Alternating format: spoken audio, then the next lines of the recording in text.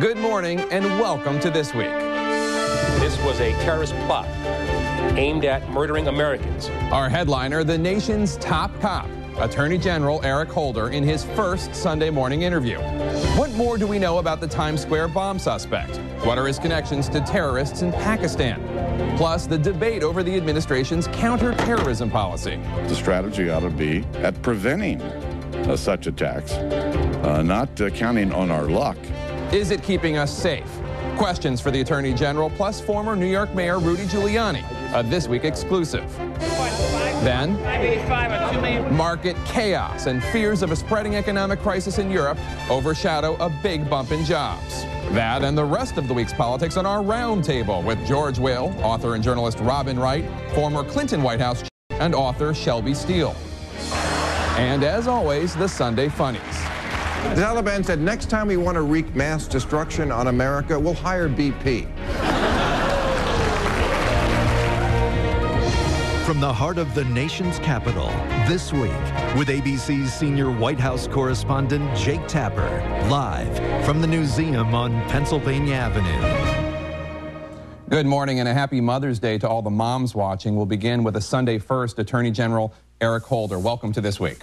It's good to be here. Well, let's start with the latest on the investigation into the failed Times Square bomber Faisal Shahzad. What's the latest? Well, we've now developed evidence that shows that the Pakistani Taliban was behind the attack. We know that they helped facilitate it. We know that they probably helped finance it and that he was working at their direction. Is there any evidence that there's a cell that Shahzad was working with in the United States, or was it just him operating from directions from Pakistan? All I can really say is that the investigation is ongoing, and we are examining overseas connections that he might have, as well as any people he might have worked with here in the United States. But the investigation is ongoing in both those spheres.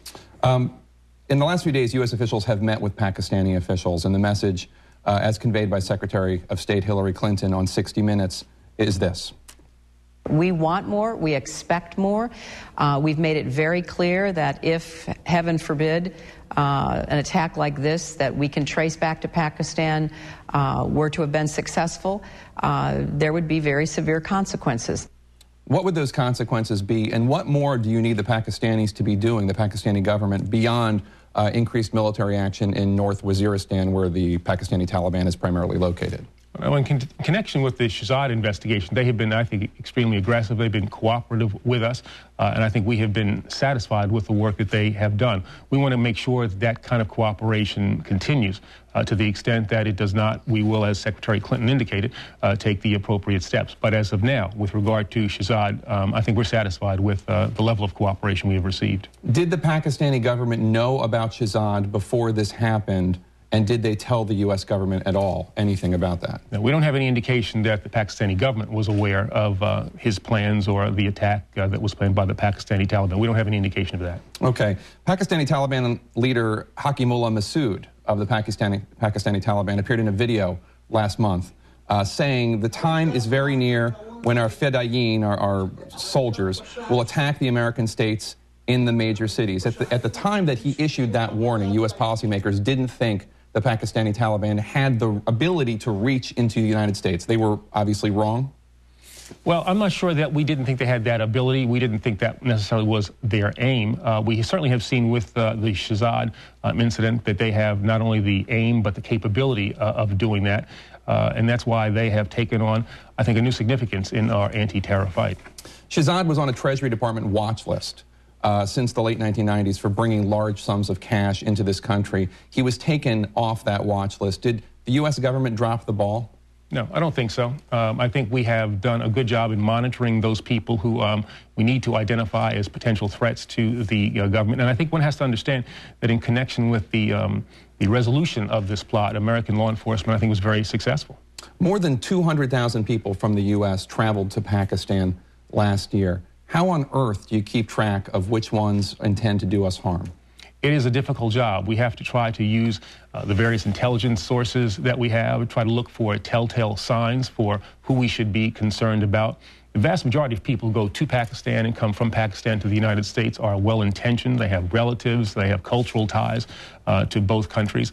So we have to really try to focus and make sure that our attention is directed at those people who would do our nation harm. There have been reports that others arrested this year in terrorist plots in the United States had traveled to Pakistan. Are there any ties with Shahzad?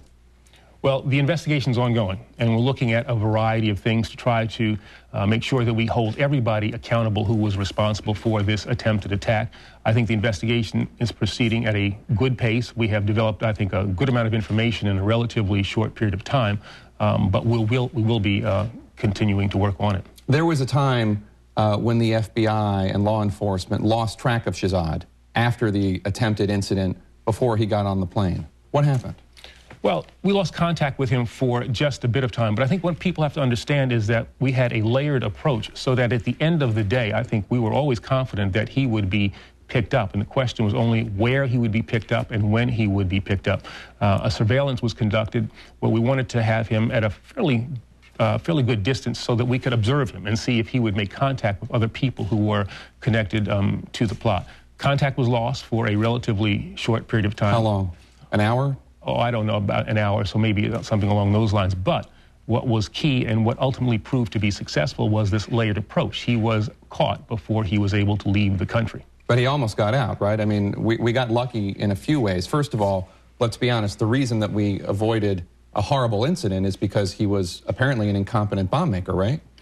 Well, there certainly was a bit of that, but I think also one has to look at the overall operation. He was stopped before he was able to leave the country because of a notification that the FBI made to put him on the no-fly list. We also had vigilant citizens who looked at that vehicle that he left and saw the smoke coming out and notified the appropriate authorities. This was in some ways, I think, a good example of what an aroused American populace coupled with a vigilant law enforcement community can actually do.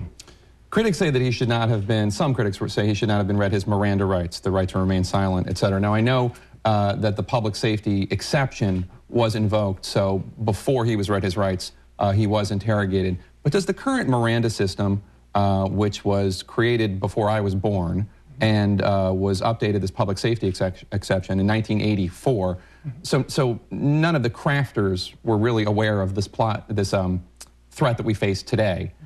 Does it give you the flexibility you need? Well, that's one of the things that we're looking at. I think we have to first say that the system that we have in place has proven to be effective. We have used our law enforcement authorities that we have as they now exist very effectively. People have been given Miranda warnings. People have continued to talk, as was the case here, as was the case with Abdul Muttalib in Detroit. But I think we also want to look and make determinations as to whether or not we have the necessary flexibility, whether we have a system that can deal with the situation that agents now confront. The public safety exception comes from a case called Quarles that dealt with the robbery of a supermarket. We're now dealing with international terrorism, and if we are going to have a system that is capable of dealing in a public safety context with this new threat, I think we have to give serious consideration to at least modifying that public safety exception, and that's one of the things that I think we're going to be reaching out to Congress to do, to come up with a proposal that is both constitutional, but that is also relevant to our time and the threat that we now face. What kind of modification are you talking about? More time for interrogation before the Miranda rights are read, or what? Well, I think there are a number of possibilities, and those are the kinds of things that we'll be discussing with Congress to make sure that we are as effective as we can be, that agents are clear in what it is that they can do in interacting with people in this context. So we're going to work with Congress so that we come up with something that, as I said, gives the necessary clarity, is flexible, but is also constitutional.